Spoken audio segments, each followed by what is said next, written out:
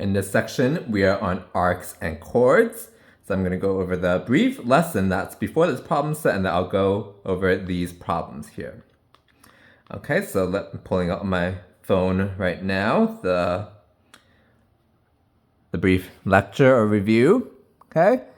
Sorry, this phone screen's not that clean. My apologies.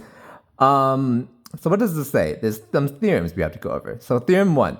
In the same circle or in congruent circles, congruent arcs have congruent chords, okay? So this is saying that if AB equals CD, then the arcs are the same as well, okay? And the other way around is true as well. If the arcs are the same, the chords are the same as well. The key point is that the start and stop point of both the chord and the arc, okay? Now, theorem 2. If a diameter is perpendicular to a chord, it bisects the chord and its arc. Okay?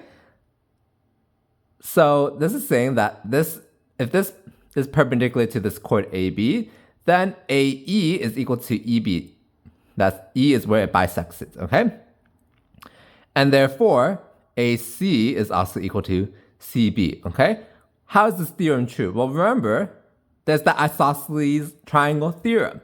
OA is a radius, and OB is also a radius, so therefore this AOB triangle that you can visualize is isosceles. So therefore, that vertical height would bisect the bottom. Okay? So that's where this comes from. Well, you can think about it, that's where it comes from. So again, this is not a new, what am I trying to say? It's not a new topic, per se, that you didn't know from a previous section. It's just applying it in this context of circles now. And you can do some other stuff with circles with that previously learned theorem, okay? This one, in the same circle or in congruent circles, chords equidistant to the centers are congruent, okay? So these are equidistant. That's why it marked it like that. If OE, actually no, that's perpendicular. If OE equals OF, then the chords are congruent, and the converse is also true. So meaning if those chords are congruent, the distance from the center is the same. And notice distance is perpendicular, vertical distance again. Not vertical, this isn't quite vertical, but distance you measure in a straight line always. And usually the straight line distance is the shortest. All right, so that's the few theorems that we probably need to use in this section. So let's go through the problems now. As soon as I scroll to the problem set on my phone as well, so I'm gonna check my answers. Okay.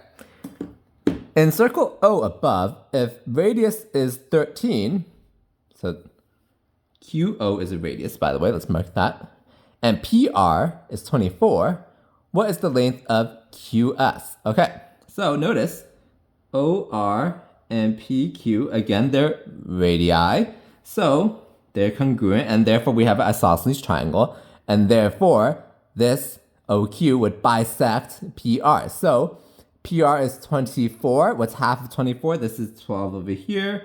This is 12 over here as well. Radius is 13. This is 13 over here. This is 13 over here. So we didn't technically need to mark all of it, but as a result now, we can find what OS is by what theorem? Pythagorean theorem. OS, I apologize if you hear some background noise right now. It's from my neighbors.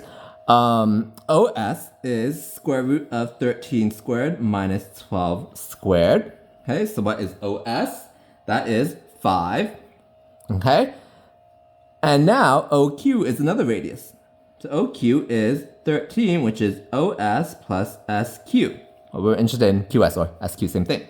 So what's OS? We just found out to be 5. So 13 minus 5 is 8, is equal to QS or SQ. Answer C. Okay.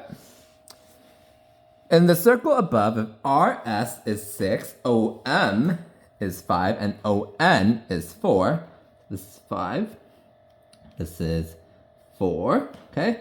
What's the length of PQ?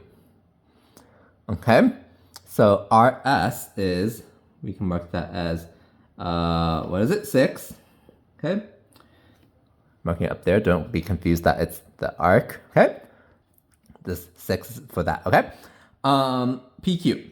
We can't use that theorem because these are not equidistant.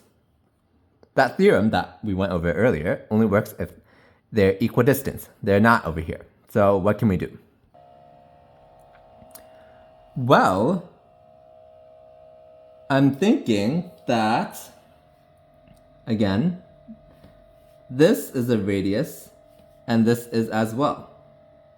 Okay, so these are congruent, and therefore this would bisect RS. So over here it's 3, over here is 3 as well, okay? So we can get this hypotenuse, which is 5 squared plus 3 squared, and then we square root it. So OS is square root of 25 plus 9, okay, which is square root of 34. How does that help us? Well, we're interested in what? PQ. So again, we can use, these are congruent. Technically, these are all congruent because they're all radii, okay? But I'm marking it differently to not get confused with that. But technically, they're all congruent. We found OS to be square root of 34. So OQ is also square root of 34. So therefore, by the Pythagorean theorem again, NQ is square root of 34 minus 16. This square, which is 34, minus this square, which is 16, and then we square root it. So what is that? That's square root of 18, which is 3 root 2. Okay? That's NQ. We're interested in PQ. So we just multiply this by 2. So it's 6 root 2. Okay? That's how I thought to solve through this one. Again, we cannot say that PQ is 6 because these are not congruent. So the chords are not equidistant. Okay, so we can't say it's B.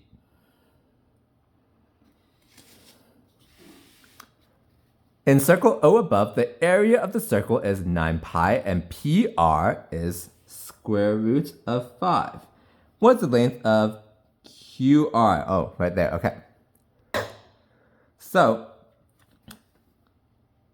the area of the circle is 9 pi. Maybe we need the radius. That's what I'm thinking right away. 9 pi, what's the area of a circle? It's pi r squared. So, r is 3 then.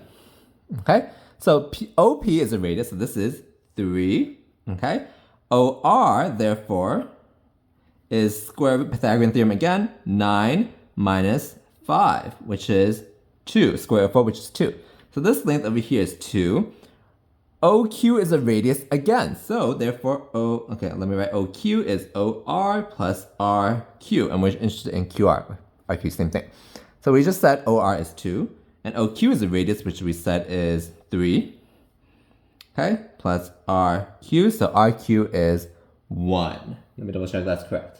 Yes. Okay.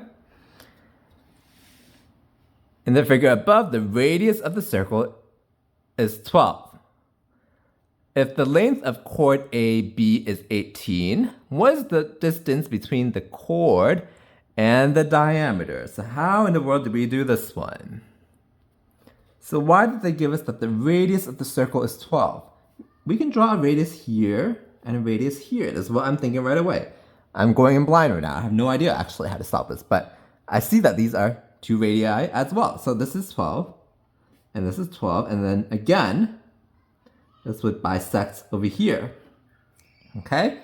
The length of chord AB is 18. AB is 18, so half of 18 is 9, okay? So this length over here, let's call it, I don't know, X.